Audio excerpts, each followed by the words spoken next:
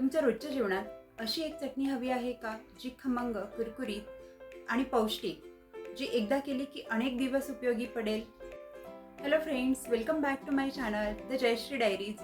आज आपण पाहणार आहोत पौष्टिक आणि खमंग अशी कढीपत्ता, शेंगदाणा, जवस, तीळ आणि चणा डाळ ह्यांची पौष्टिक अशी चटणी. चला तर मग बघूया. घरात हे 6 पदार्थ असतील ना, तर बाजारातून चटणी आणायची गरजच नाही.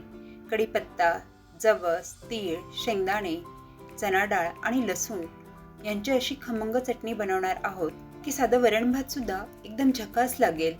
चला तर मग बघूयात. सगळ्यात अगोदर कढीपत्ता स्वच्छ धुवून मंद आचेवर खरपूस भाजून घेतलेला आहे. त्यामध्ये पाण्याचा थोडाही अंश राहिला नको. हातावरती चुरगळला तर त्याची पावडर झाली पाहिजे. असा मस्त खरपूस रंग येईपर्यंत भाजून घेतलेला आहे. त्यानंतर जवस, तीळ, शेंगदाणे आणि चणा डाळ असे मध्यम आचेवर एक एक करून छान भाजून घेणार आहोत. आता लसूण भाजण्यासाठी मी कढईत थोडंसं तेल टाकलं आणि लसूण छान खरपूस भाजून घेतला आहे. लसणाचा कलर सोनेरी होईपर्यंत छान भाजून घ्यायचा आहे, म्हणजे चटणीचा सुगंध छान येतो आणि चटणीची चव अजूनच खुलते. आता भाजून घेतलेले सगळे पदार्थ आपण एक एक करून मिक्सरमध्ये बारीक वाटून घेणार आहोत. खूप फाईन पावडर करणार नाही आहे. थोडंसं चटणीसारखं टेक्स्चर राहिलं पाहिजे असं वाटून घ्यायचं आहे. यामध्ये मी टेस्टसाठी 6 काळी मिरीसुद्धा ॲड केली आहे. तर एक एक मिश्रण मी असं वाटून घेतलं आहे आणि एका बाउलमध्ये नंतर सगळं मिक्स करायचं. जेव्हा सगळं आपलं वाटण होईल त्यावेळेस सगळे हे एकत्र बाउलमध्ये मिक्स करायचं. इथे मी कढीपत्तासुद्धा सेपरेट ग्राइंड करून घेतला आहे. नंतर अशी पावडर झाल्यानंतर त्याला आपल्या अगोदरच्या मिक्सरमध्ये मिक्स करायचं आहे आणि नंतर लसूणसुद्धा मी बारीक करून घेतला आहे आणि नंतर शेवटी मी तो आपल्या अगोदरच्या मिक्सरमध्ये मिक्स करून घेते आहे. आता हे छान मिक्स करून घ्यायचं आहे. आता या तयार मिश्रणामध्ये घालूयात लाल तिखट. जसं आपल्याला तिखट आवडत असेल तसं 3 चमचे, 2 चमचे. नंतर थोडासा गरम मसाला 2 चमचे सफिशियंट आहेत.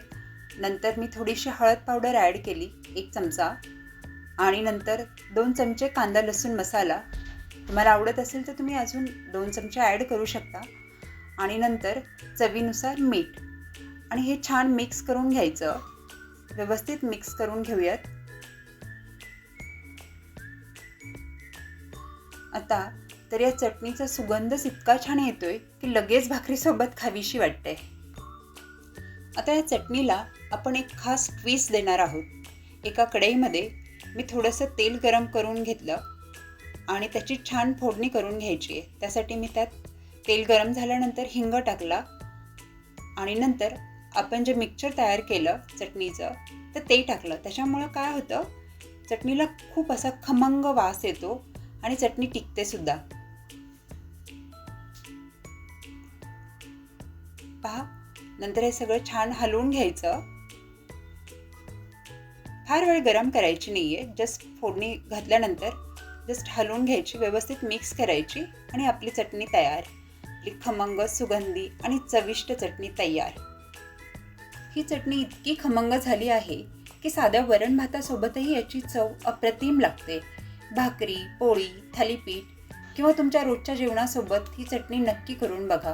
तुम्हाला ही रेसिपी आवडली असेल तर व्हिडिओला लाईक करा, चॅनलला सबस्क्राईब करा आणि ही रेसिपी तुमच्या मैत्रिणी आणि कुटुंबासोबत शेअर करायला विसरू नका. कमेंटमध्ये नक्की सांगा तुम्ही ही चटणी कशासोबत खाणार आहात.